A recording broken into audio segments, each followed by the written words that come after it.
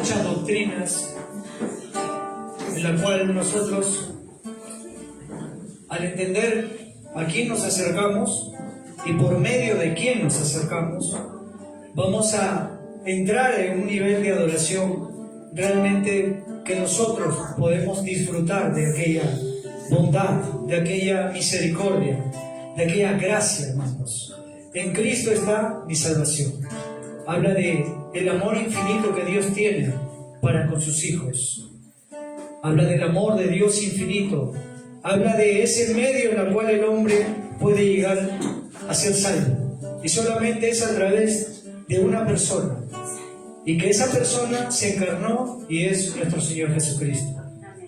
Y está contenido, hermano, muchas verdades hay en este himno. Vamos a cantar todos juntos. Titulado En Cristo está mi salvación. Cantemos a la voz de 1, 2 y 3.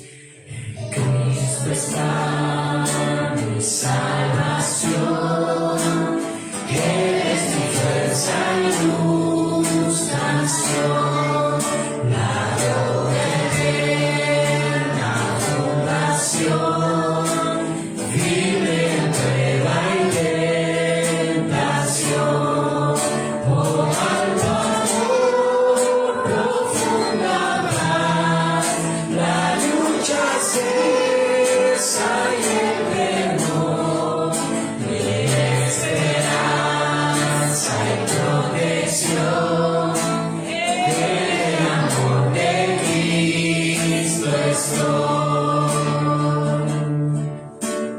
Cristo está mi redención, Dios infinito se humilló, su don de amor y libertad, el mundo entero despreció. En la cruz mientras murió, el justo Dios se conformó y mi pecado él cargó. Hoy con su muerte vivo yo. Fue sepultado al morir, la luz del mundo se apagó, mas con poder resucitó, de muerte él se levantó, glorioso Rey el vencedor, de mi pecado me libró, pues suyo soy y mío es él, Dios con su sangre me compró. Vivir sin culpa, sin temor, es el poder de Cristo en mí, desde nacer hasta morir, Cristo con cruz en mí existir. No hay poder ni voluntad que Él me pueda apartar, hasta que vuelva fuera yo, en el poder de Cristo estoy. No hay poder ni voluntad que Él me pueda apartar, hasta que vuelva fuera yo, en el poder de Cristo estoy.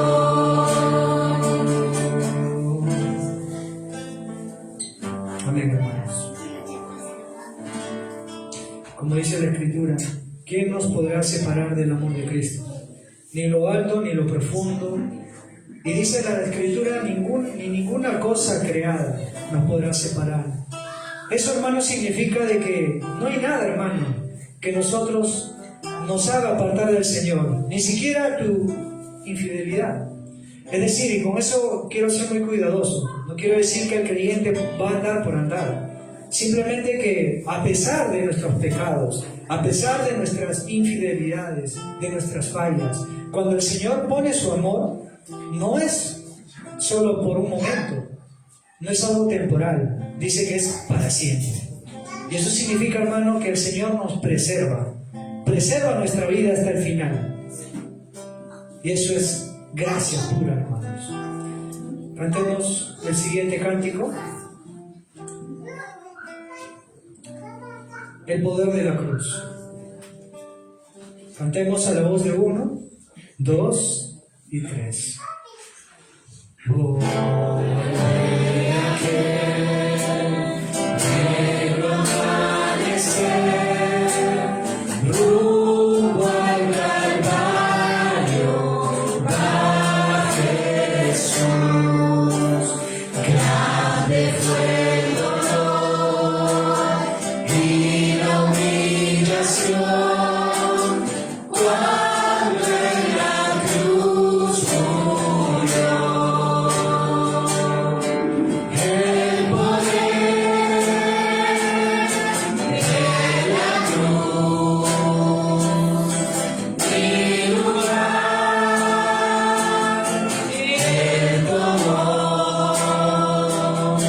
Mi castigo sufrió.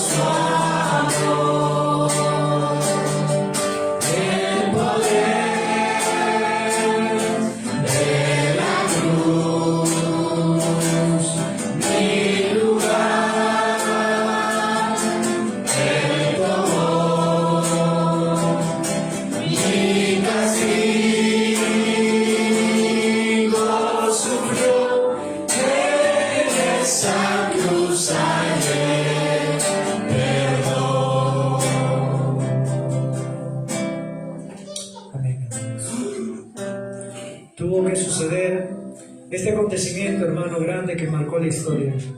Si Jesús solo hubiera venido a esta tierra, hubiera hablado lo que ha hablado, pero en todas sus enseñanzas solamente hubiera quedado ahí y no hubiera sido consumado en esa obra redentora, no hubiera sido crucificado. Entonces todo hubiera sido en vano.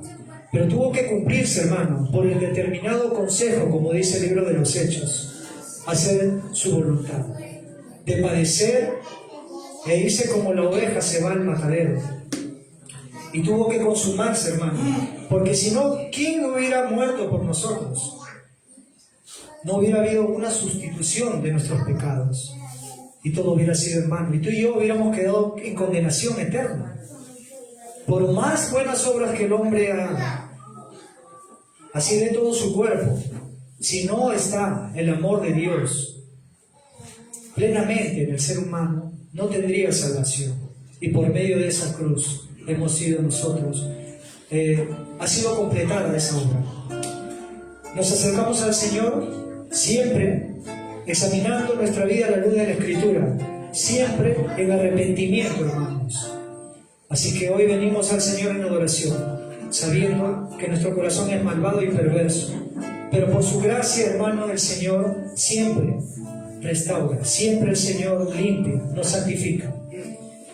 Cantemos al Señor este himno titulado "Oh Señor, procuro en vano", haciendo mirar nuestra insuficiencia. Oh Señor, procuro en vano mi conducta reformar, pues ningún poder humano santidad me puede dar. Es mi vida de pecado, diaria ofensa para ti, pero mi alma ha confiado en tu sangre carmesí. En tu reino estar contento, nada impuro allí entrará.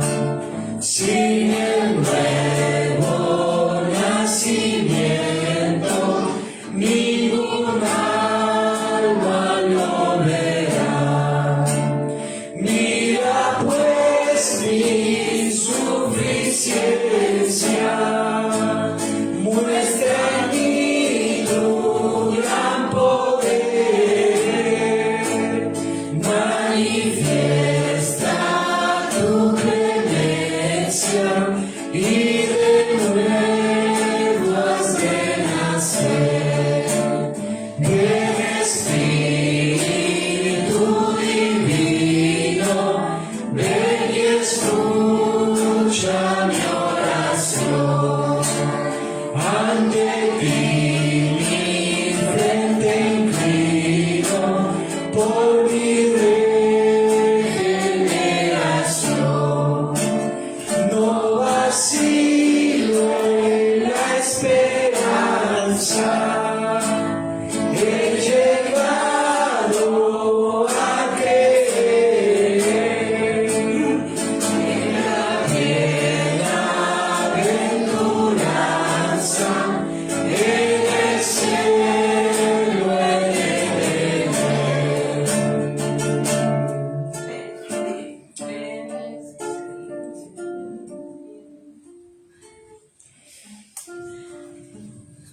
Se me ha cortado aquí la letra, hermano. Vamos a cantar el siguiente cántico. Apocalipsis capítulo 2, del 8 al 11. El Señor hablando a la iglesia del Señor.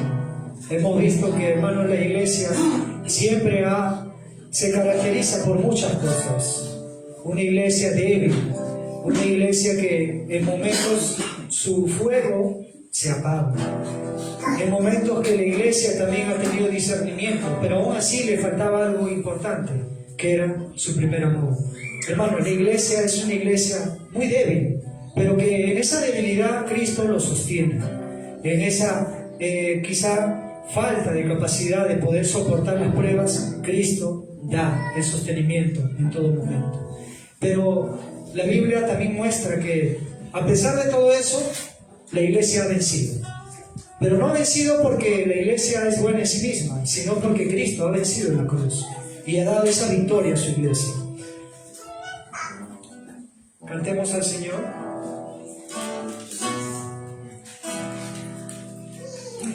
A la voz de 1, 2 y 3. El primero y el postrero, el que estuvo conmigo, dice esto: yo conozco tus obras y tu tribulación y tu pobreza, pero tú eres rico. Y la blasfemia de los que dicen ser judíos y no lo son, sino sinagoga de Satanás. No temas en nada lo que vas a padecer, he aquí el diablo echará a alguno de vosotros en la cárcel para que seáis probados, y tendréis tribulación por 10 días. Sé fiel hasta la muerte y yo te daré la corona de la vida. El que tiene oído, oiga lo que el Espíritu dice a las iglesias. El que venciere no sufrirá daño de la segunda muerte. El primero y el postrero, el que estuvo muerto y vivió, dice esto: yo conozco tus obras y tu tribulación y tu pobreza, pero tú eres rico. Y la blasfemia de los que se dicen ser judíos y no lo son, sino sinagoga de Satanás. No temas en nada lo que vas a padecer, el diablo echará a alguno de vosotros en la cárcel para que seáis probados, y tendréis tribulación por 10 días. Sé fiel hasta la muerte y yo te daré la corona de la vida. El que tiene oído, oiga lo que el Espíritu dice a las iglesias. El que venciere no sufrirá daño de la segunda muerte. Muy bien, hermanos. Sería bueno, hermanos, que vuelvan a escuchar y también vamos a practicarlo. Sé que a algunos de repente la rítmica les parece un poco complicada, es la primera vez también, pero debemos meditar y escucharlo, ¿sí? Voy a dar paso a mi hermano Edward para que dé la exposición de las Escrituras.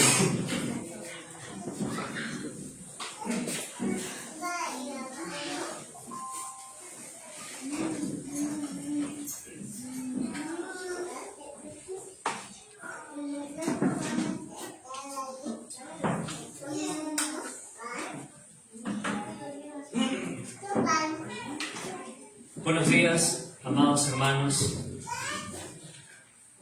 Llega el momento central y cumbre de esta adoración pública, que es escuchar la voz de Dios. Recordemos, mis hermanos, La predicación no es, en última instancia, la palabra de este hombre. La predicación es, al final de cuentas, lo que Dios tiene para esta iglesia, para cada uno de nosotros. Así que no me preste atención a mí, preste atención a la voz de Dios. Quiero que abran sus Biblias, hermanos, en Mateo capítulo 6. Mateo capítulo 6, versículos 7 al 8 son los versículos que vamos a estudiar el día de hoy.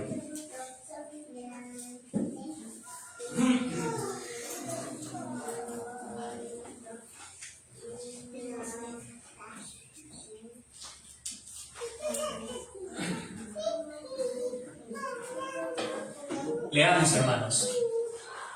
Jesús dice: y orando, no uséis vanas repeticiones como los gentiles, que piensan que por su palabrería serán oídos. No os hagáis, pues, semejantes a ellos, porque vuestro Padre sabe de qué cosas tenéis necesidad, antes de que vosotros le pidáis. Oremos al Señor. Amado Padre, háblanos en esta mañana, Señor. Habla a tu iglesia, habla mi corazón con tu Espíritu Santo, Señor, a través de la exposición del sermón más grande que ha sido predicado en esta tierra, que es este sermón del monte, que fue predicado por nuestro Señor Jesucristo. Háblanos, Señor, te lo rogamos en el nombre de Cristo Jesús. Amén.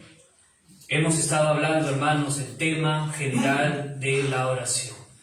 ¿Pero qué es la oración? La oración, hermanos, como lo dice el doctor Martin Lloyd-Jones, la oración es la actividad más sublime del alma y al mismo tiempo la prueba más fehaciente de la verdadera condición espiritual del hombre. No hay nada, hermano, que diga tanto la verdad sobre nosotros como cristianos que nuestra vida de oración. Les hago una pregunta. ¿Han notado ustedes que cuando estamos a solas con Dios tenemos menos que decirle ante su presencia que cuando estamos delante de los hombres y oramos? Por tanto, hermano, cuando estamos a solas con Dios, es allí, lejos de los demás, donde sabemos cuál es la condición espiritual en la que nos encontramos. ¿Por qué la oración es la disciplina espiritual más descuidada por los cristianos? ¿Por qué oramos tan poco? ¿O por qué oramos nada? ¿Cuál es el contenido real de la oración? Mis hermanos, nuestro Señor Jesús ha estado exponiendo a través del Sermón del Monte cómo se distingue la verdadera religión de la falsa religión. Pero no solo va a hablar acerca de la falsa doctrina que tenían los escribas y fariseos y en contraposición con la verdadera doctrina de Cristo, sino que Él nos está enseñando ahora aspectos prácticos. ¿Cómo se diferencia la vida devocional de un falso creyente de uno que es verdadero? Y hermanos, no hay nada más práctico que la oración. Así que este sermón, mi querido hermano, es un sermón práctico. Así que la pregunta que surge es, ¿cómo sabemos que estamos orando bien? Hermano, quiero saber, ¿cómo debo orar? Pues vamos a ver lo que nuestro Señor nos va a exponer en esta mañana.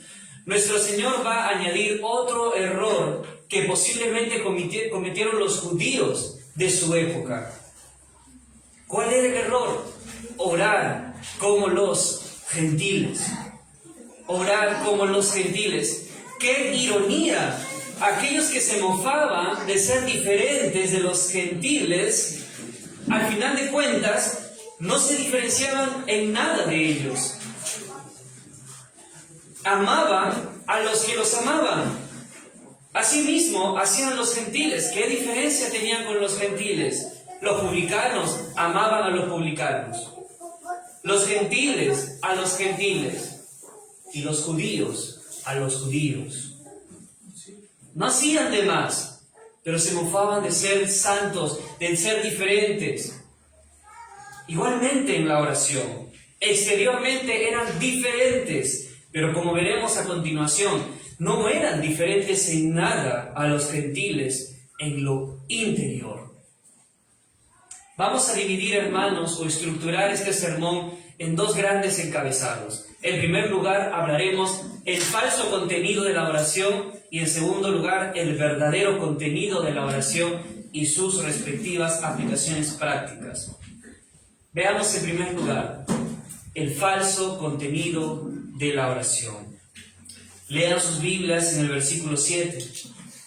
Jesús dice: y orando, no uséis vanas repeticiones como los gentiles, que piensan que por su palabrería serán oídos. Jesús está censurando este error en la oración, diciendo: no uséis vanas repeticiones, no seáis prolijos, como dice otra traducción. ¿Qué significa este texto? ¿Qué significa, hermano, este pasaje? Antes de decir, hermano, lo que significa este pasaje, voy a decirles lo que no significa. Lo que no significa este pasaje es que toda oración repetitiva sea en sí misma mala. No condena a nuestro Señor oraciones largas, repetitivas, en sí mismas. De hecho, Jesús mismo abogó por la oración repetitiva y prolongadas. Si ustedes abren sus Biblias en Efesios capítulo 6, versículo 18, es un ejemplo de muchos pasajes en el Nuevo Testamento que declaran que debemos orar sin cesar y perseverar en la oración. Efesios 6, 18 nos dice que debemos velar con toda perseverancia. Debemos estar alertas, atentos, sobrios cuando tenemos que orar. Pero dice con toda perseverancia. ¿Qué significa con toda perseverancia? Significa que debe ser una oración valientemente persistente, o aferrarse a la oración y no soltarse. Esa es la imagen. Me aferro a la oración y no me suelto. Soy valiente, persevero, estoy alerta y soy constante. Les hago una pregunta. ¿No hizo esto acaso nuestro Señor cuando estuvo en la tierra? Por supuesto que sí. Jesús no solo se apartaba a lugares solitarios o al desierto a orar a solas con el Señor. Lucas, en capítulo 6, versículo 12, registra que en ocasiones importantes Jesús pasaba toda la noche en oración. Así que Jesús hizo largas oraciones, pero también oraciones repetitivas. Mírenlo a Jesús en el huerto de Getsemaní, pidiendo 3 veces en oración. ¿Qué le pidió a su Padre? ¿Se recuerdan? Mateo capítulo 26 dice lo siguiente: Padre mío, si es posible, pase de mí esta copa, pero no se haga como yo quiero, sino como tú. Lo dijo 3 veces. Era constante, era repetitivo, pero también fue intensa. Nuestro Señor oraba intensamente en agonía, a tal punto que su sudor era como grandes gotas de sangre que caían hasta la tierra. Pero a la vez eran tan prolongadas que sus discípulos se durmieron varias veces mientras lo hacía. ¿Se dan cuenta? Así que, ¿por qué nuestro Señor condena a los escribas y fariseos las oraciones repetitivas y largas? Como hemos visto, hermanos, el que una oración sea extensa no siempre es incorrecta. Para entender por qué Jesús censura aquí ese tipo de oración, debemos examinar su carácter de estas oraciones de los escribas y fariseos. Y el problema era que el carácter de estas oraciones eran paganas. Sí, como lo digo, los judíos estaban orando como los paganos.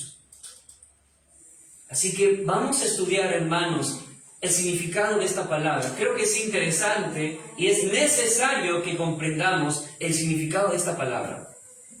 Aunque en la traducción en español ustedes van a ver dos palabras, vanas repeticiones, pero en el original es una palabra compuesta que traduce vanas repeticiones.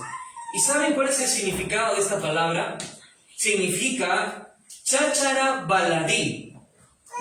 Y alguien podría ahorita, ya vio su rostro, ¿qué significa, hermano, cháchara baladí? Es más confuso, creo, que el griego. Hermano, cháchara baladí, si ustedes revisan su diccionario, significa simplemente una conversación frívola, una conversación superflua, banal, sin sentido, irreflexiva. Pero también es una palabra onomatopéyica. ¿Y qué significa, hermanos, onomatopeya? Una onomatopeya es simple, hermanos, es una palabra que se forma por imitación al sonido de aquello que designa o significa. Para decirlo en palabras simples. Por ejemplo, hay una palabra en el español que se escribe o se lee que dice kikiriki, por ejemplo. La palabra kikiriki es una palabra onomatopeya, porque fue la imitación del canto del gallo que conformó esta palabra.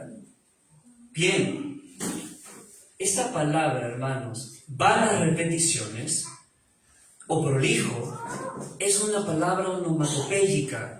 En otras palabras, es la imitación de sonidos con parloteo sin sentido. A menudo era usado para expresar la tartamudez de alguien que siempre repite una oración y que a veces es difícil de entender. O cuando hablan los niños y no les entendemos. O alguna charla confusa. Esa es la palabra prolijo. Lo que Jesús quiso representar, mis hermanos, con esta palabra es la práctica común de los paganos en sus cultos públicos, el cual, hermanos, se caracterizaba por tener vanas repeticiones carentes de sentido. Para ilustrar mejor esta palabra, hermanos, ¿ustedes se acuerdan la historia del profeta Isaías, quien retó a 450 profetas de Baal en el monte Carmelo, y también a 400 profetas de Acera? Elías, claro. Él estuvo en contra de lo que hacían estos profetas falsos, pero también convocó al pueblo de Israel, y el pueblo se dice que estaba claudicando en dos pensamientos: o adorar a los falsos dioses o adorar al verdadero Dios. ¿Y qué hizo Elías? Pues retó a estos hombres. Y estos hombres se dice que saltaban cerca del altar y clamaban a grandes voces diciendo: Baal, respóndenos. Pero no había voz ni quien respondiese. Hasta Elías se burló de ellos y les dijo: gritad en voz alta, porque Dios es. Quizás está meditando, o tiene algún trabajo, o va en camino, o tal vez duerme. Hay que despertarle. Y siguieron gritando por muchas y muchas horas: Baal, respóndenos. Y se dice que gritaban frenéticamente, invocando a sus dioses durante muchas horas, y nada pasó. Un evento similar en el Nuevo Testamento, en el libro de los Hechos, en el capítulo 19, se dice que los griegos, o una gran multitud en el teatro de Éfeso, ellos gritaron también de manera enérgica y frenética: grande es Diana de los Efesios. Y se dice que gritaron esto por casi 2 horas. Eran prolongadas estas oraciones. ¿Qué implicaciones podemos sacar de esta palabra que les acabo de explicar y ilustrar? Este era, hermano, el error de los paganos. ¿Cuál? Que se enfocaban en la forma de la oración y en la cantidad de tiempo de su oración. Eran oraciones que no tenían sustancia, carentes de contenido significativo. Así que no era cualquier tipo de repetición aquí. La palabra griega denota repeticiones ociosas e inútiles. Ese era el error de los paganos. Creían que por su palabrería serían movidos por sus dioses. Y al parecer, aquí está el peligro, hermanos. Al parecer los judíos imitaron esto. Imitaron esta práctica pagana. A tal punto que el Talmud de Babilonia tiene una frase que refleja esto. El Talmud dice lo siguiente: si la oración se hace larga, no dejará de ser efectiva. Así que cuanto más larga, mejor. Mejor. De hecho, se dice que los fariseos, en el libro de Marcos, se dice que ellos por pretexto hacían largas oraciones. Por pretexto. Para exhibir su falsa piedad. Pero ellos estaban olvidando lo que el Antiguo Testamento enseñaba. Abran sus Biblias en Eclesiastés capítulo 5, versículo 2. Ya desde antiguo, nuestro Señor condenó esto. El Dios de Israel ya condenaba esta práctica pagana.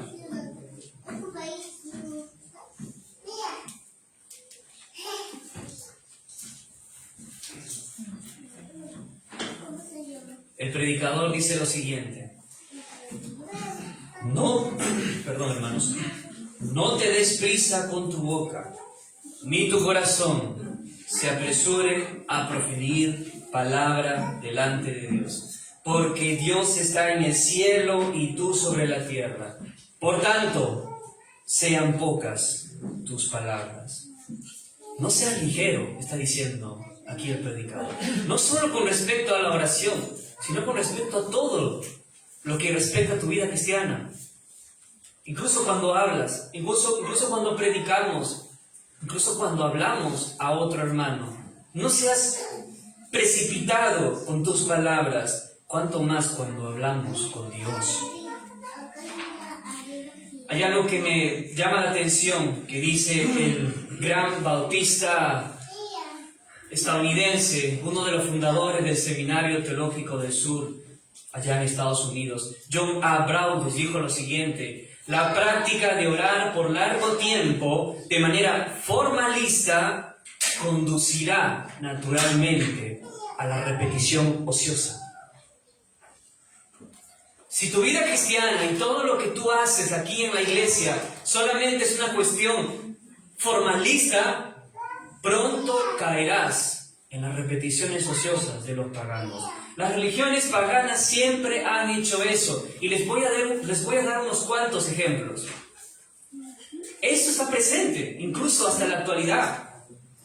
Los budistas, por ejemplo, gritan días enteros simplemente la sílaba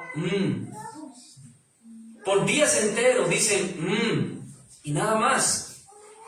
Los musulmanes, por ejemplo, que se giran en un círculo pronunciando el nombre de Dios hasta caer. Ellos dicen Alá es Alá, o sea, Dios es Dios. Y eso lo repiten 3000 veces después de un funeral. Se cuenta también de un viajero de Persia que oró tan recio, y tan largo tiempo que perdió la voz. Y luego gruñó con acentos indistintos en nombre de Dios 50 veces. O sea, esto es el patrón común entre todas las religiones paganas. Pero no solo los paganos han incurrido en este error. Los católicos romanos, los mal llamados católicos, de hecho son romanistas, papistas, creen que es una demostración de devoción repetir entre 15 hasta 50 veces el Ave María y el Padre Nuestro. Y cuando tú ves allí su liturgia, se muestra muy formalista, muy solemne, entre comillas, pero es simplemente eso. Pura externalidad. De hecho, hermanos, el uso del rosario es una práctica budista que llegó a través de los musulmanes españoles en la Edad Media.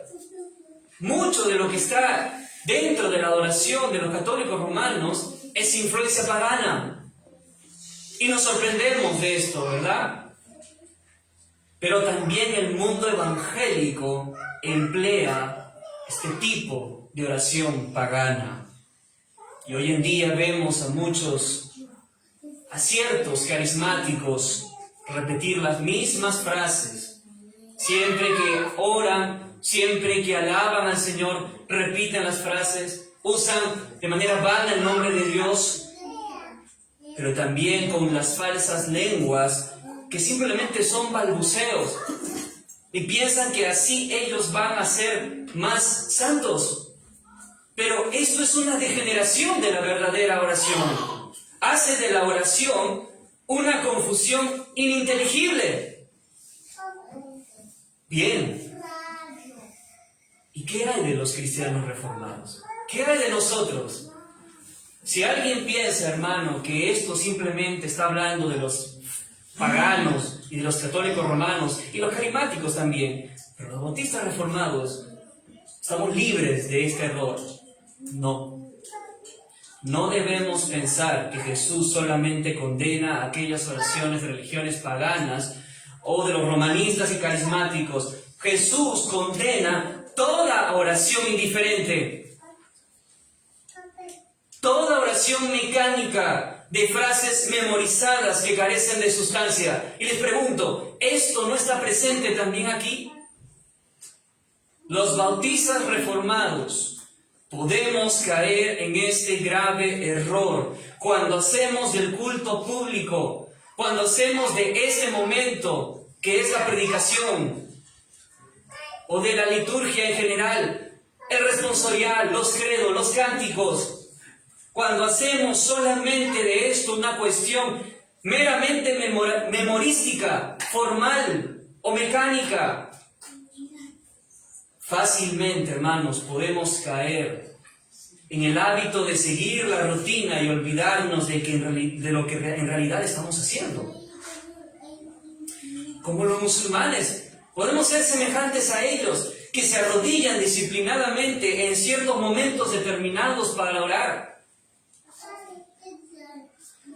Nosotros también, los cristianos, tenemos momentos determinados para orar, en la mañana o en la noche, o como hoy en día que teníamos que venir a las 10 de la mañana a orar. Pero podemos ser disciplinados como ellos, postrarnos a las 10 de la mañana y arrodillarnos y orar al Señor. Pero hay muchas personas que tienen estas rutinas y si alguien los interrumpe se incomodan. Es fariseísmo, es oración pagana, si es que imitamos simplemente lo externo que lo interno. Otra forma de caer en esta práctica vacía de oración, hermanos, y que es común también en los bautistas reformados, es cuando vemos a grandes santos del pasado, los vemos dedicados a la oración por mucho tiempo y estar allí en la presencia de Dios. Como vemos a los puritanos, o Martín Lutero, o otros que oraban 3 o 4 horas cada mañana, y queremos ser como ellos, hombres de oración, pero estamos mal si queremos ser como ellos por el simple hecho de ser como ellos, o por pensar que solo así seremos santos. No es la cantidad, una vez más lo repito, no es la cantidad, sino la calidad de la oración lo que a Dios le importa. Los grandes hombres de oración de antaño no pasaban viendo el reloj para orar 3 o 4 horas. Ellos no estaban al tanto de cuánto tiempo oraban. Sabían que estaban en la presencia de Dios, habían entrado en la eternidad, por decirlo así. No les preocupaba la adoración, les preocupaba orar a Dios. Solamente se enfocaban ante quién oraban, no el tiempo. Hermano, cuando le damos mayor énfasis a la solemnidad, a la formalidad, es cuando la oración se convierte en algo mecánico y echamos a perder todo. Y quiero que seamos equilibrados aquí. Porque Jesús no está condenando, como dije, las oraciones largas, la formalidad ni la solemnidad. Él mismo se arrodilló, Él mismo pasó noches enteras en oración. ¿Qué condena aquí Él? Cuando solamente tu vida cristiana consiste en lo externo, en lo formal, en lo solemne, pero ¿qué hay de tu corazón? Como le hemos dicho muchas veces, el cristianismo es en última instancia un asunto del corazón. Si tu corazón está mal, todo lo que hagas externamente no importa. A veces la oración, incluso hermano, a veces la oración más breve es más agradable ante Dios que 1000 palabras en nuestra oración sin reflexión.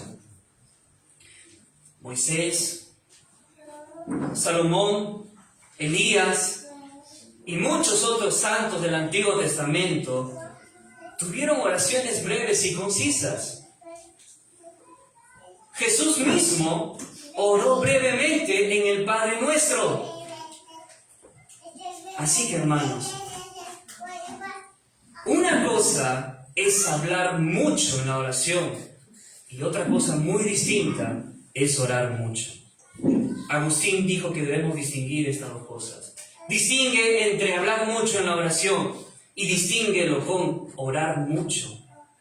Son dos cosas distintas. Uno puede orar mucho por medio de una oración breve incluso, como también con oraciones largas, pero reflexivas. Esto, hermanos, es el contenido falso de la oración. En segundo lugar, veamos el verdadero contenido de la oración. Vean sus Biblias, hermanos, en el versículo 8.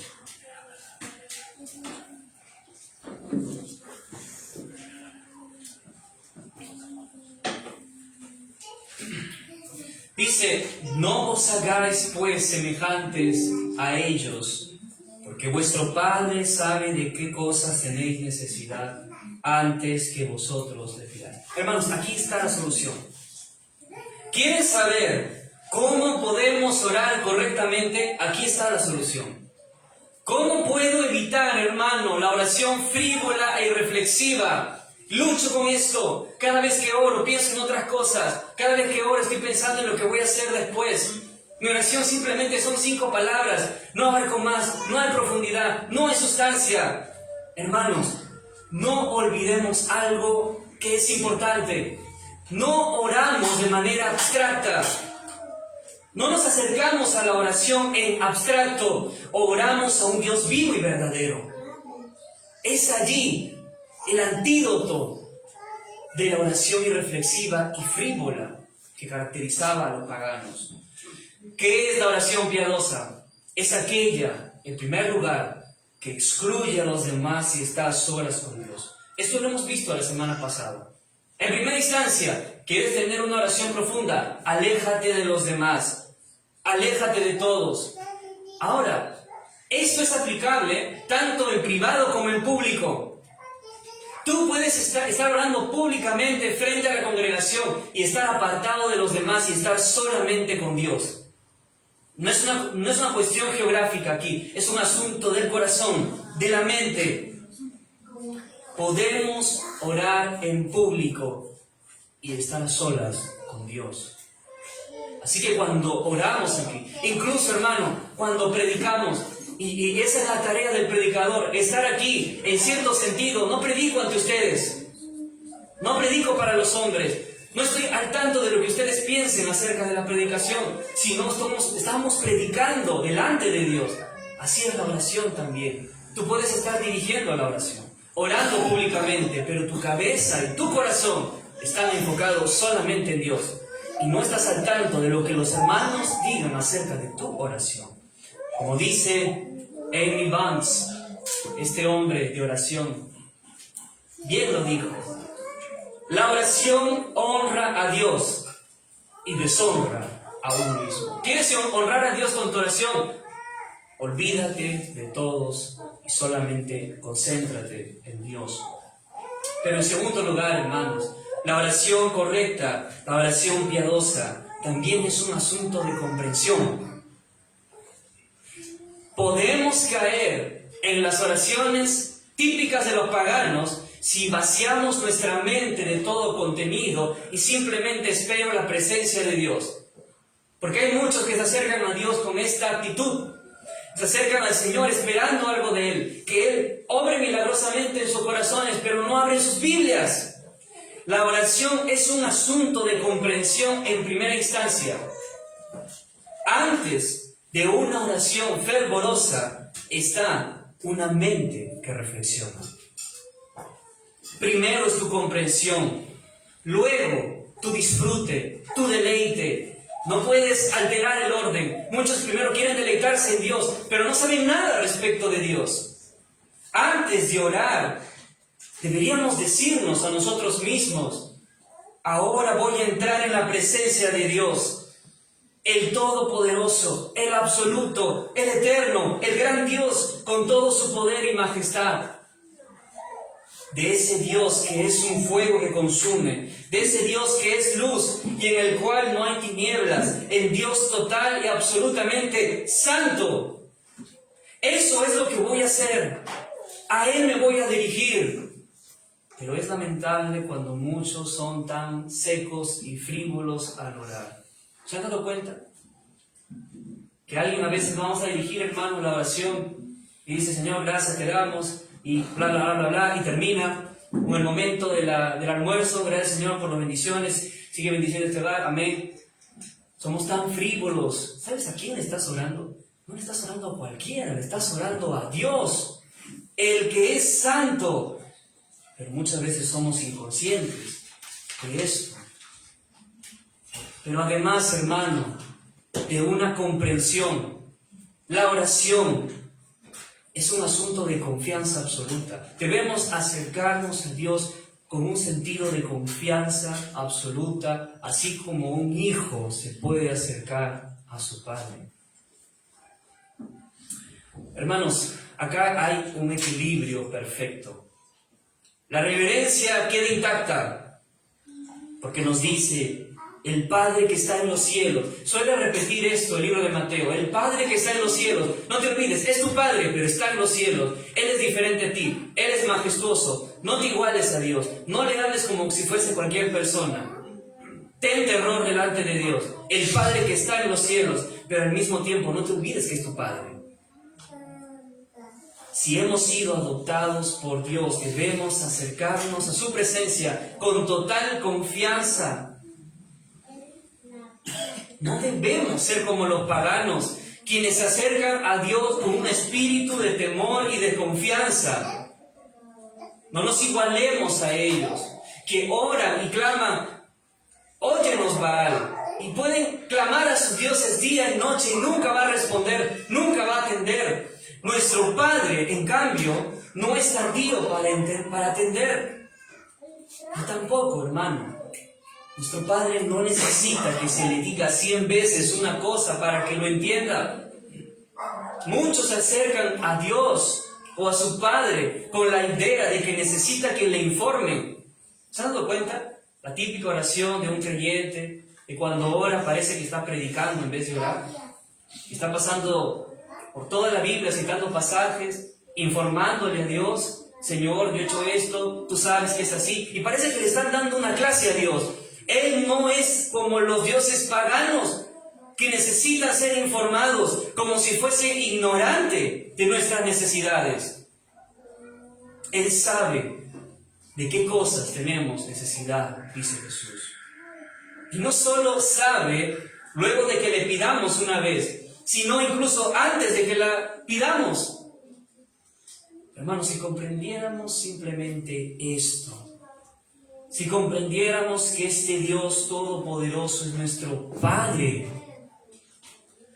por medio de nuestro Señor Jesucristo, si comprendiéramos qué es lo que somos en realidad, si eres cristiano, eres hijo adoptivo, eres hijo suyo, y que las veces que oramos es como aquel hijo que en plena confianza se acerca a su Padre porque lo ama y porque sabe que Él lo ama y quiere lo mejor para Él. Es el padre o la madre el que conoce mejor o más que un extraño las necesidades de su hijo. Y por tanto, un padre no le va a dar serpiente en vez de pan. Así Dios nos dará aquello que necesitamos, pues ama a sus hijos mucho más de lo que un padre natural ama al suyo. Amamos a nuestros hijos, es un amor indescriptible. Imagínate, bueno, no te puedes imaginar el amor del Padre por nosotros. No os hagáis pues semejantes a ellos, a los gentiles, a los paganos, a los impíos, porque vuestro Padre sabe de qué cosas tenéis necesidad antes que vosotros le pidáis. Pero siempre hay alguno, ¿verdad?, que objeta. Y alguien podría decir, entonces, si esto es así, si Él ya sabe de qué cosas tengo necesidad, ¿para qué orar? Hermano, el que Dios sepa antes de que pidamos no es motivo para que dejemos de orar. Aunque no oramos para informarle, debemos orar porque la oración, en primer lugar, es para nosotros. Como dijo Martín Lutero, por medio de la oración nos estamos instruyendo a nosotros mismos más que a Dios. La oración es para ti, fue hecha para nosotros. Es el medio que Dios ha usado para crecer espiritualmente. Es por medio de la oración que aprendemos a depender más de Dios. ¿Saben por qué es difícil orar? Es por la naturaleza egoísta que está en nuestro corazón. Cuanto más lejos estamos del yo, de nuestro egoísmo, cuanto más nos desprendemos de nuestro egoísmo, es cuanto más dependemos de Dios. Pero la raíz del pecado dice lo siguiente: no dependas de nadie. Tú eres autodependiente. Tú eres autosuficiente. Eso es lo que grita el pecado. Pero Dios te dice, no, tú eres dependiente, no eres nada sin mí. Si respiras, si estás sentado aquí es porque Dios así lo quiere. Si Dios quita su gracia en medio de nosotros, todos aquí, ahora mismo, serían lanzados al fuego eterno. Porque es lo que merecemos. Es por medio de la oración que nos volvemos cristianos más dependientes de Dios. Es en la oración sincera en donde nosotros derramamos nuestro corazón delante de Dios. ¿Qué otro medio podría usar Dios para crecer como cristianos? Ahora bien, aquí hay un peligro. Un peligro que es latente incluso en círculos reformados. Si esto es todo lo que tú piensas acerca de la oración, te digo que te quedas corto. Te quedas corto. Si simplemente crees que la oración es un asunto para instruirte a ti mismo, te quedas corto y te estás perdiendo de muchas bendiciones. ¿Por qué lo digo? Porque también es cierto que la oración es para Dios. En un sentido, la oración es para Dios. No hay otro medio por el cual nuestro Padre nos otorgue nuestras necesidades que por medio de la oración. Voy a citar otra vez más lo que dice John A. Braundus, este bautista antiguo. Él dijo lo siguiente: la oración no es sencillamente para influir en nosotros mismos. Los hombres orarían muy poco si realmente creyeran esto. Si tú crees que orar es una cuestión simplemente para bendecir tu alma, pero que Dios no hará caso a tu oración, que Dios no te va a conceder tus peticiones, que Él no oirá, y no importa si tú oras 10 o 5 veces o oras mucho, Él no te va a escuchar. Hermano, tienes un Dios falso. Un Dios tan falso como el Dios de los paganos.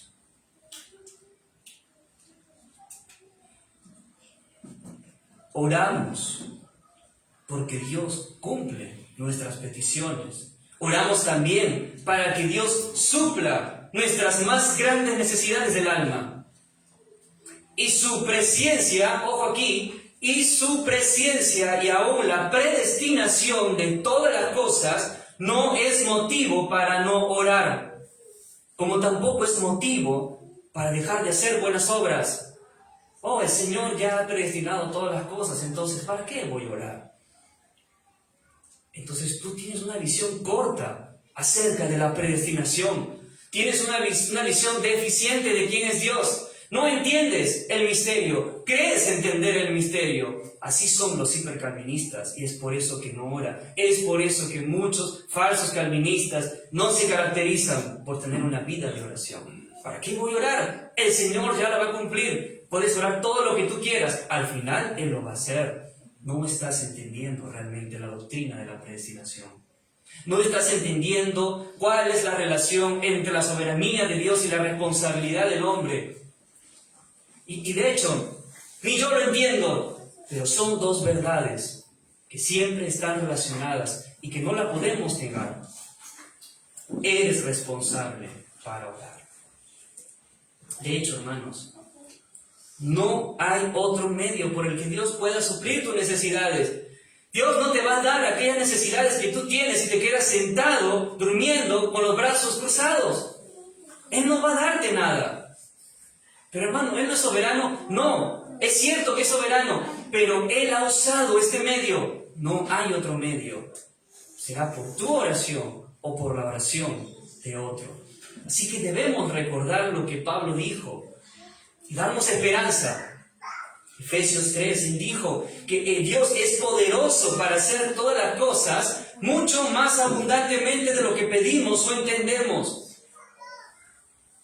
Él te puede dar aquello que realmente tú careces. Hermano, yo carezco de virtud, yo carezco de fe salvadora. Él es rico en misericordia. Pídele a Él. Hermano, yo soy cristiano, pero soy pobre en mi vida de oración. Quizás estás buscando la oración en abstracto, pero recuerda que la oración simplemente es un instrumento para conocer a Dios. Yo, hermano, estoy luchando con pecados, estoy luchando con ciertas aflicciones, quiero ser libertado de ello, pero no puedo. Es que no le crees a Dios, no le crees. Uno no está diciendo, bueno, hermano, ahora voy a dedicar horas a la oración. Ahora sí, hermano, así lo he decidido y lo voy a hacer.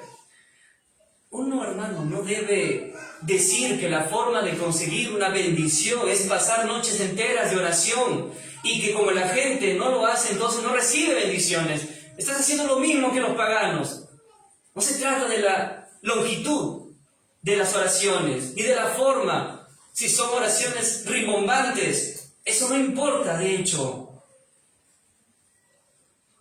Debemos descartar para siempre esta idea matemática de la oración. Lo que debemos hacer ante todo es comprender quién es Dios y cuál es nuestra relación con Él. Eso es la oración. ¿Quién es Dios? Quiero estar en relación con Él. Quiero tener comunión con Él. Debo descartar este pensamiento de que Dios se interpone entre mí y mis deseos o lo que es mejor para mí. ¿Por qué lo digo?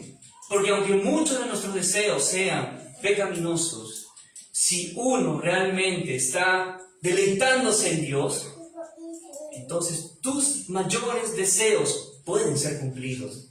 De hecho, serán cumplidos. ¿Quién de aquí está deseoso de ser más santo? No es que Dios puede cumplirlo. Él lo cumplirá, pero si oras.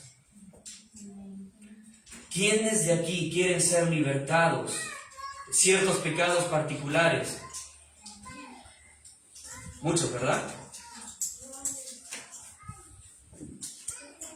Si eso es lo que deseas, y si oras al Señor, Él te va a libertar. No es que Él puede, Él lo va a hacer. Pero muchas veces tenemos esta falsa noción de que Dios se interpone entre mí mismo y mis deseos.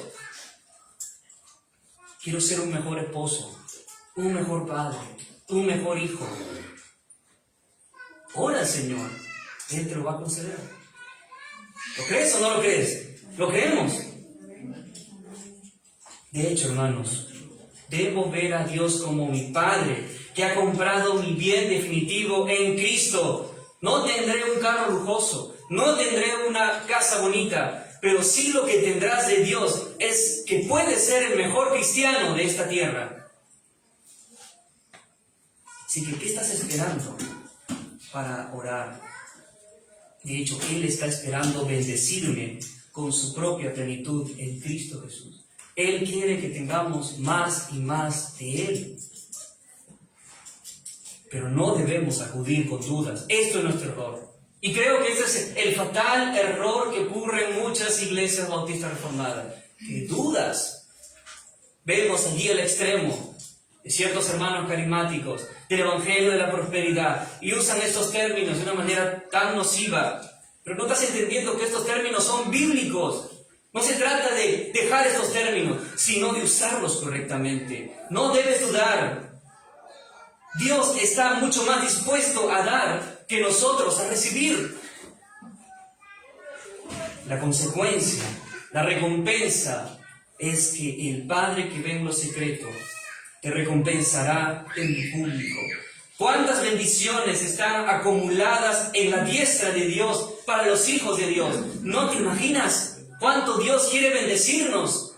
Deberíamos avergonzarnos de seguir siendo cristianos mediocres y pobres.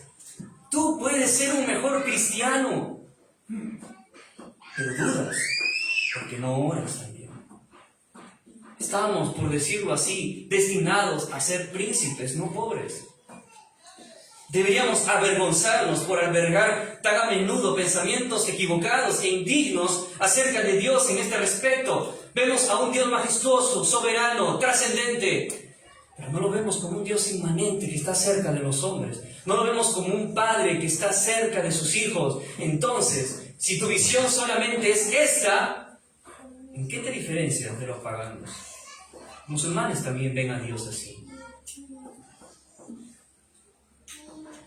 Debemos, hermanos, anhelar tanto las bendiciones de Dios en nuestras vidas, bendiciones que desciendan a nosotros, que el Espíritu Santo descienda a nosotros y nos bendiga con su presencia,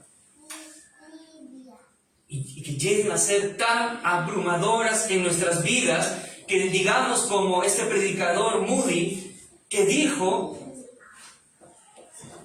basta, Dios. Como si su cuerpo no pudiese resistir más, y clamaríamos diciendo: basta, Dios, ya no puedo soportar muchas bendiciones. Todo lo que te pido, tú me lo otorgas. Pido para que esta iglesia crezca, para que esta iglesia abunde salvación, para que pecadores se conviertan a Cristo. Él nos puede dar todo esto. El problema es que muchas veces no pedimos conforme a su voluntad, sino simplemente para que cumplamos nuestra propia voluntad. Él puede hacer por nosotros mucho más de lo que nosotros podemos pedir o pensar. Creamos en esto y entonces vayamos a Él con confianza. ¿Cómo podemos aplicar, hermanos, esta enseñanza a esta iglesia en particular? Permítame decir lo siguiente: estoy plenamente convencido que Dios no escucha cualquier tipo de oración. Hay oraciones que quedan aquí al techo, no llegan al cielo. ¿Qué oración escucha Él? Él escucha la oración desesperada. La misma oración que nuestro Señor tuvo cuando estaba delante de la presencia misma de su Padre. ¿Y cómo es esa oración? Como dije, puedes hablar mucho en la oración y no orar en verdad. Puedes orar con pocas palabras también y no orar de verdad. ¿Qué voy a buscar en este momento, hermano? Es que muchos van a pensar equivocadamente, seguramente, como la oración larga y repetitiva que tuvieron los escribas y fariseos y que estaban allí desperdiciando sus palabras de manera vana. Entonces yo voy a caracterizarme por ser una persona diferente a ellos. Entonces, ¿qué vamos a hacer? Voy a orar poco. ¿Acaso no dijo el hermano que 5 palabras pueden valer más en la oración que 1000 palabras? Entonces, voy a orar poco. Estoy de acuerdo con lo que dice este gran predicador Leonard Ravenhill. Él dijo: nadie es más grande que su vida de oración. podemos alcanzar muchas cosas como creyentes, escribir libros, tener estudios teológicos, crecer en conocimiento, tener un bonito local, crecer en número, tener pastores, tener diáconos. ¡Wow! Una iglesia magnífica. Pero si no tenemos oración, de verdad es que de nada sirve todo esto. Más vale nuestra vida de oración que cualquier otra cosa. ¿Quieres ser un hombre de oración? ¿Quieres mejorar tu vida de oración? No empieces a mirar el reloj. ¿Quieres tener una vida de oración más profunda? No mires el reloj. Si queremos ser hombres de oración, debemos empezar a ver nuestras Biblias, porque allí en la Biblia conocemos a Dios. No se trata de mirar el reloj, se trata de ver a Dios en las Escrituras. Hay millones de oraciones que nunca serán contestadas porque justamente nunca son dirigidas a Dios, sino que son dirigidas a ellos mismos o a los hombres. Te pierdes de todas las bendiciones de Dios, porque cada vez que oras en privado, oras para ti mismo, no para Dios. Y cada vez que vas a las reuniones de oración, oras para los demás, no para Dios. Como te dije, aléjate de todos en tus pensamientos y céntrate en Dios. Ora a Él y Él contestará tu oración. Algo que me deja perplejo, hermanos, es que los discípulos de Jesús nunca le dijeron: Señor, enséñanos a predicar. Y eso que ellos oyeron el mejor sermón que jamás se haya predicado por el mejor hombre que jamás haya vivido. El sermón del monte, el sermón que estamos estudiando estas semanas. Pero nunca le dijeron: Señor, enséñanos a predicar. Hemos visto tu homilética, cómo interpretas en los pasajes. Enséñame, por favor, Jesús, esto. Nunca le dijeron esto. Tampoco le dijeron: Señor, enséñanos a obrar milagros. Hemos visto cómo echas fuera a los demonios. Hemos visto cómo cura a los enfermos. ¿Cuál es el secreto, Señor? Enséñanos.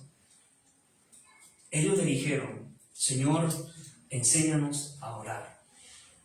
Porque quizás fue la cosa más maravillosa que un hombre haya podido ver en la tierra, al propio Hijo de Dios orando a su Padre. Ver a la Trinidad en intimidad es lo más asombroso que un ojo mortal pudo haber visto. Señor, enséñanos a orar. La oración, hermanos, no es la posición de las rodillas, aunque no está mal orar de rodillas. La oración no es una posición, es ante todo una disposición. En la oración buscamos a Dios, no algo que podamos obtener de Él. Hay personas que solamente buscan la bendición de Dios, pero no al Dios de la bendición. La pregunta que surge es: querido hermano de esta iglesia, ¿estás buscando al Señor? Y cuando hago esta pregunta, no me refiero o no me estoy refiriendo o pensando en alguien en particular. Es una pregunta general de esta iglesia. ¿Está la Iglesia Bautista Reformada Redentor buscando al Señor en oración? Ustedes lo sabrán. ¿Quieres crecer en tu vida de oración? No digas: empezaré mañana orando 3 horas entonces, o incluso 4 horas. Si nunca has orado en tu vida 1 hora. No dices: correré en los Juegos Olímpicos mañana, si nunca has corrido un par de kilómetros en tu vida. ¿Verdad? No se cambia en una noche. La oración es una disciplina espiritual que se desarrolla. Es un ejercicio. Es una disciplina, como lo dice la palabra. Y no se adquiere de manera automática. Es con la práctica de la oración, que vamos fortaleciendo nuestros músculos más y más en la oración. Olvídate del reloj, céntrate en Dios. Ese es el secreto. Te puedo resumir todo el sermón en una sola frase. Lo que Jesús nos está diciendo es: cuando ores, por favor, acuérdate de tu Padre que está en los cielos. Y eso implicará que dejes orar como los paganos. Como dijo otra vez Ravenhill, debemos ejercitarnos tanto en la oración que lleguemos a un estado en el que preferimos llorar en la presencia de Dios que reír en la presencia de otros. Hermano, estoy convencido que esta iglesia y la iglesia en general no tenemos hoy en día un despertar. Porque, ¿saben qué? Estamos contentos con nuestra manera de vivir. Creo que este es el error fatal de nuestra época. Somos cristianos conformistas. Somos cristianos que estamos contentos con lo que somos. Pero Jesús dijo, bienaventurados los que tienen hambre y sed de justicia, porque ellos serán saciados.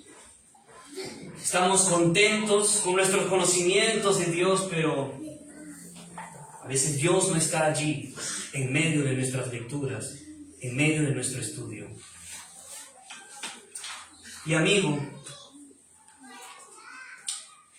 si el Espíritu de Dios en este día te está incomodando, en este momento, gracias a Dios que te está incomodando antes de que te vayas al infierno. Si no puedes mirarme a los ojos porque la humillación que la palabra de Dios produce en ti es que mires al suelo por tu vergüenza, entonces es mejor eso antes que te vayas al infierno. Amigo, el hombre más miserable en esta tierra no es el que ha perdido $1.000.000, no es el que nunca ha obtenido un logro, un éxito humano en esta tierra. La mayor miseria del hombre es el que ha sido abandonado por Dios. Eso es lo peor que un hombre puede recibir, el abandono de Dios. ¿Hay algo más desesperado que un hombre sin Dios? Si tú estás sin Dios, no estés tranquilo. Despierta, por favor.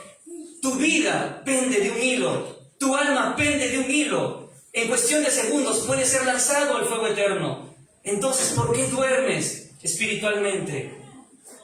Si estás sin Dios, debes estar desesperado. Debes estar agonizando. Porque no tienes a Dios. Y si no tienes a Dios, no tienes absolutamente nada. ¿Quieres saber por qué muchos llegan a la apostasía? ¿Quieres saber el secreto de la apostasía? Descuida tu vida devocional y tu vida de oración y serás un apóstata. Sí, aunque hayas ido al seminario, aunque tengas muchos años en la iglesia, descuida tu vida devocional y tu vida de oración. Pronto llegarás a la apostasía. Porque no hay nada que el diablo más ataque y deteste que tu vida de oración. Y no hay nada que el pecado más aborrezca que la oración. Y muchos conocemos a alguien que en un tiempo atrás se caracterizaba por ser un cristiano fervoroso, un cristiano ardiente, intenso. Y podríamos decir que fue un gran cristiano. Él podría decir, oh, yo era un bautista, yo era un calvinista, o yo era un pentecostal, yo era un evangélico, yo era un hombre de oración. ¿Y qué estás haciendo ahora? Nos prostituimos. Claudicábamos en dos pensamientos, así como el pueblo de Israel, entre Dios y los dioses falsos. Y muchos de nosotros, entre Dios y nuestros ídolos. Esta es la tragedia más grande de la iglesia moderna. Es que hemos perdido el sentido de la santidad de Dios. Ya no temblamos ante su presencia. No veo creyentes llorar. No digo que el llorar sea la marca de la santidad necesariamente. Pero Jesús dijo, bienaventurados los que lloran, porque ellos recibirán consolación. Ya no veo llanto, ya no veo contrición, ya no veo compunción, ya no veo arrepentimiento. Estamos secos. Ya no temblamos ante su presencia. Ya no lloramos por nuestros pecados. Hemos olvidado el fervor. Ya no nos arrodillamos con un sentido de humillación y de lamento. ¿Qué nos pasa? Parece que muchos cristianos tememos más la santidad que el pecado. Y déjame decirte algo, esto no es legalismo. Esto es cristianismo radical. Dime la verdad, hermano o amigo. ¿Para qué viniste esta mañana? ¿Viniste esta mañana para encontrarte con Dios o solo para escuchar el siguiente sermón de la serie El Sermón del Monte? ¿Viniste por Dios o solamente viniste para quedar bien con tus hermanos? ¿Viniste por Dios o viniste para pasarla bonito con tus hermanos y comer juntos? ¿Para qué viniste esta mañana? ¿Viniste esta mañana anhelante más de Dios? ¿Eres de los que claman como Moisés, que a pesar de que vio los grandes prodigios de Dios para con el pueblo de Israel, grandes señales, obras poderosas, pero Moisés no se contentó con esto y le rogó al Señor diciéndole: quiero que me muestres tu gloria? Pero hoy en día hay muchos cristianos que se contentan porque ya leyeron una teología sistemática. ¿Cuándo fue la última vez que saliste de un culto público y tuviste que guardar silencio por 1 o 2 horas? Porque Dios te habló. Cuando perdemos el sentido de la majestad de Dios, perdemos nuestro sentido de la perversidad de nuestro pecado. Cristiano, te digo a ti, cristiano, tú que te llamas cristiano, no puedes venir a la iglesia como vas a una reunión social y salir de la misma manera. Me preocupa cuando a veces salimos de esta iglesia felices, contentos. Y no hay nada de malo con la felicidad, hermanos. Pero una vez más, no veo contrición. Falta esto aquí, como en muchas otras iglesias. No hay lamento por nuestro pecado. Quiero hacerte una última pregunta para terminar este sermón. ¿Qué estás haciendo con tu tiempo? ¿Cómo lo usas? ¿En qué inviertes en tu tiempo? ¿Estás apartando tiempo para ser más santo? ¿O por el contrario, estás invirtiendo más para las cosas de este mundo y para ser un cristiano mediocre? Olvídate de tus amigos. Olvídate de tus juegos. Olvídate de tu diversión y tu entretenimiento y ora. Olvídate de tus amigos. Si ellos quieren quedar raquíticos espiritualmente, entonces que lo sean. Pero tú no. No seas como ellos. Cuanto más te deleites en Dios, menos entretenimiento necesitarás. Cuanto más de Dios tengas en tu vida, hermano, menos del pecado habrá en tu vida. Cuanto más Biblia tengas en tu corazón y en tu mente, menos del mundo tendrás en tu corazón y en tu mente. Hay una cosa que solamente le pido a Dios para esta iglesia en este momento. Es que el Espíritu de Dios nos muestre nuestro pecado ahora. O que Dios el Espíritu alumbre a todo hombre en este lugar con la cruz de Cristo. O que el Señor tenga misericordia de nosotros y nos muestre nuestro pecado a tal punto que lloremos y deseemos más de Cristo y nada más. Oremos, por favor.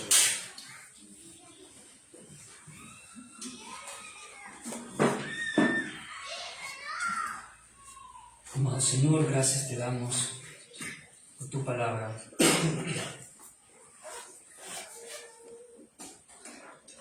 Solo una cosa te pedimos, Señor, y es estar en tu presencia. Es lo único que nos agrada, Señor, es estar en tu presencia. Mira, Señor, nuestra bajeza. Mira, Señor, nuestra iniquidad. Somos pecadores, Señor. ¿Qué podemos hacer, Padre? Somos débiles, somos insignificantes, muchas veces rebeldes, insensatos, Señor. ¿Qué podemos hacer, Padre? No tenemos salida. Nuestro corazón, Señor, es totalmente engañoso. Muéstranos, Padre, tu gloria, nada más. Muéstranos a Cristo, Señor, nada más. Enciende, Señor, y aviva el corazón del creyente más apático en este lugar. Que nadie permanezca, Señor, en este estado deplorable y de miseria, porque a ti no te agrada, Dios. Destrúyenos, Señor, si es posible, pero que no quedemos felices con nuestro pecado. Obra, Señor, en mí y en mis hermanos. Mueve nuestro corazón a ti, que te anhelemos, Señor. Que busquemos más tu presencia en la oración. Debemos cansarnos, Señor, de todo el conocimiento que tenemos si no lo aplicamos y si no oramos. Gracias te damos, Señor, por tu bendición, porque tú eres misericordioso, Señor, con tu iglesia. Y si alguien está hoy sin Cristo, Señor, y es consciente de ello, tu misericordia, Señor, lo alcance. Y clame a Cristo por perdón. Sienta la desesperación debido a la situación en la que se encuentra. Y venga a ti, Señor, implorando por gracia. Gracias, Señor. Por eso te pedimos en el nombre de Cristo Jesús. Amén. Amén, mis hermanos. Vamos a adorar al Señor con cánticos y también con nuestras ofrendas. Le pase al hermano Juan para cantar.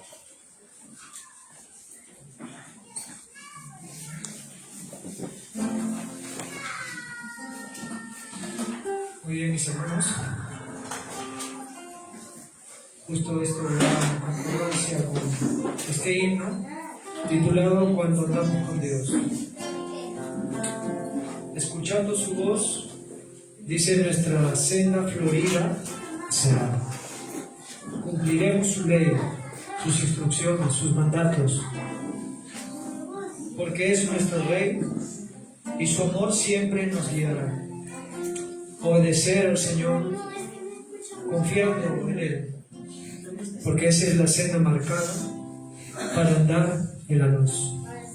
Cantamos al Señor, hermanos, a la voz de 1, 2 y 3. Cuando andamos con Dios, escuchando su voz, nuestra senda florida será. Cumpliremos su ley, porque es nuestro Rey, y su amor siempre nos guiará. Obedecer y confiar en Jesús es la senda marcada para andar en la luz. Cuando Cristo murió, nuestro llanto enjugó, proclamarle debemos doquier. Gozarán del amor del bendito Señor, los que humildes le entregan su ser. Obedecer y confiar en Jesús es la senda marcada para andar en la luz. No podemos probar sus delicias sin pan si seguimos mudando el placer.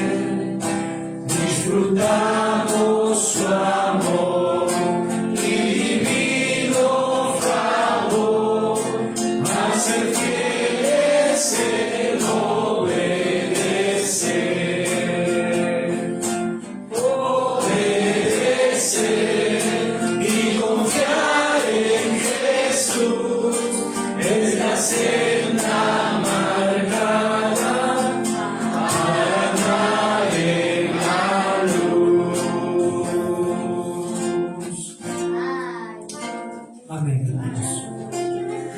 casa, mi hermano